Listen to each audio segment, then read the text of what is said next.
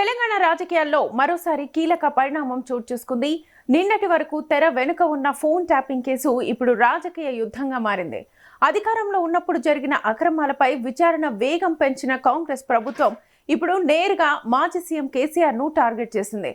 SIT అధికారులు తాజాగా కేసీఆర్ కు నోటీసులు జారీ చేయడంతో రాష్ట్ర వ్యాప్తంగా చర్చ మొదలైంది. ఇప్పటి వరకు హరీష్ రావు, కేటీఆర్, సంతోష్ రావును విచారించిన సిట్ ఈసారి మాత్రం అందరి అంచనాలను మార్చేసింది. కేసీఆర్ కూతురు కవితకు నోటీసులు వస్తాయని అందరూ భావిస్తే ఆమె పేరును పక్కన పెట్టి నేరుగా కేసీఆర్ ను పిలవడం సంచలనంగా మారింది. కాంగ్రెస్ ప్రభుత్వం కావాలనే కవితను తప్పించిందా లేక అసలు కథ ఇంకేదైనా ఉందా అనే సందేహాలు వస్తున్నాయి.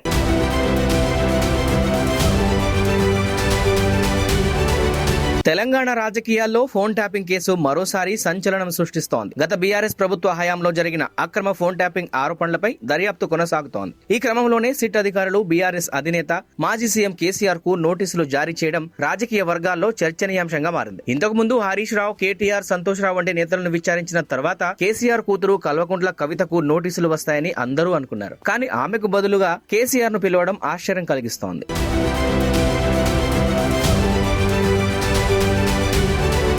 ఈ కేసు 2024 మార్చి 10న మొదలై ఇప్పటి వరకు సుదీర్ఘంగా కొనసాగుతోంది. బీఆర్ఎస్ ప్రభుత్వ హయాంలో మాజీ special intelligence bureau chief Prabhakar Rao నేతృత్వంలో అక్రమ ఫోన్ ట్యాపింగ్ జరిగిందని ఆరోపణలొచ్చాయి. విపక్ష నేతలు, జర్నలిస్టులు, నటులు, న్యాయమూర్తులు సహా 600 మందికి పైగా ఫోన్లు ట్యాప్ చేశారని తెలుస్తోంది. కాంగ్రెస్ అధికారంలోకి వచ్చాక సజ్జనార్ నేతృత్వంలో 9 మంది సభ్యులతో సిట్ ను ఏర్పాటు చేసి దర్యాప్తును వేగవంతం చేసింది.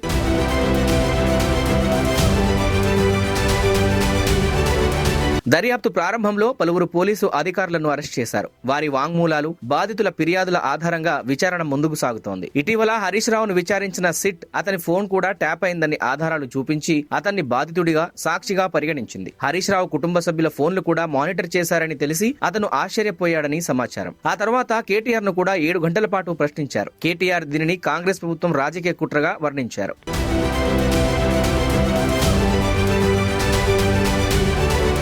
ఇక సంతోష్ రావును కూడా సిట్ ప్రశ్నించింది. అతను బీఆర్ఎస్ జనరల్ సెక్రటరీగా, కేసీఆర్ మేనలుడిగా ఉన్నాడు. కవిత ఇటీవల సంతోష్ రావును తీవ్రంగా విమర్శించింది. అతన్ని దయ్యాలలో ఒకటిగా పేర్కొంటూ కేసీఆర్ ను ఇతర నేతల నుంచి దూరం చేశాడని, ప్రస్తుత ముఖ్యమంత్రి రేవంత్ రెడ్డికి సమాచారం అందిస్తున్నాడని ఆరోపించింది. ఈ విమర్శలు బీఆర్ఎస్ లో అంతర్గత విభేదాలను బయటపెట్టాయి. ఇవాళ బీఆర్ఎస్ పార్టీ, అదేవిధంగా బీఆర్ఎస్ పార్టీ అధ్యక్షులు, గౌరవనీయులు ఉద్యమ నాయకులు, ఉద్యమకారులకు దూరమైనరంటే, పేద ప్రజలకు దూరమైనరంటే, అమరవీరుల కుటుంబాలకు దూరమైనరంటే, పెద్ద పెద్ద నాయకులు గద్దర్ గారు లాంటి వాళ్ళు గేట్ బయట ఉండే పరిస్థితి వచ్చిందంటే, ఈటెల రాజేందర్ గారు లాంటి వాళ్ళు పార్టీ వీడే పరిస్థితి వచ్చిందంటే, ఈ అన్ని దుర్మార్గాలకు కూడా సెంటర్ పాయింట్, మొదటి దయ్యం ఈ సంతోష్ రావు అనేటటువంటి వ్యక్తి.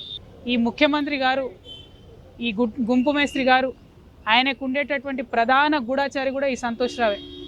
ఫామ్ హౌస్లో కేసీఆర్ గారు సగం ఇడ్లీ తిన్నారా, ఫుల్ ఇడ్లీ తిన్నారా అనే ఇన్ఫర్మేషన్ గుంపు మేస్త్రికి ఇచ్చేదే ఈయన.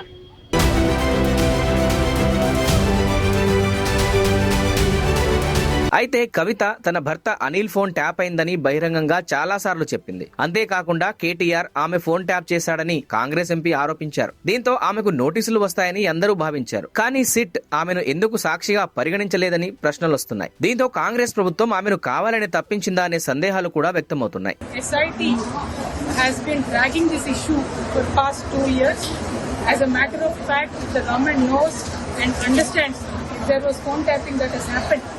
Investigation should have been more serious is what I believe, but in the last 2 years we have not seen that kind of a serious reaction.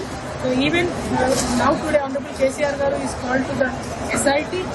I'm sure he'll attend and give his side of the story, but if the investigation is done in a transparent way, people who have been subject to this injustice will be justified. Thank you. ఇప్పుడు SIT KCR ను విచారించడానికి సిద్ధమైంది.